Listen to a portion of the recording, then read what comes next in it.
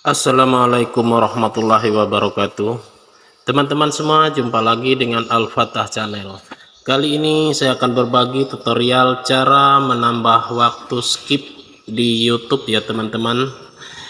Seperti kita ketahui, kalau kita skip di video YouTube, biasanya kalau kita ketuk 2 kali akan men-skip sekian detik ya teman-teman, misalnya 10 atau berapa detik gitu. Oke teman-teman, jangan lupa subscribe, like, komen, dan share juga. Langsung saja kita ke tutorialnya. Yang pertama kita buka dulu aplikasi YouTube ya teman-teman. Di sini kita klik saja, dan selanjutnya kita ke pengaturan ya teman-teman, atau kita coba dulu ya teman-teman. Kita coba video punya saya aja ya teman-teman, biar tidak kena copyright. Assalamualaikum warahmatullahi Nah begitu teman-teman, jadi dia akan skip 10 detik ya teman-teman, atau kita ulang 20 detik kalau kita mengklik 2 kali ketukan ya teman-teman. Dan untuk mengganti waktu skip ini ya teman-teman, kita bisa ke sini, kita ke pengaturan di pojok kanan atas seperti ini, dan kita masuk ke setelan, dan kita masuk ke umum ini ya teman-teman, atau setelan umum. Kita klik saja di sini.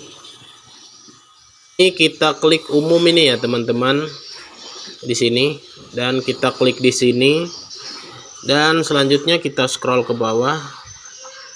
Nah, di sini dia teman-teman, ketuk 2 kali untuk melompat 10 detik.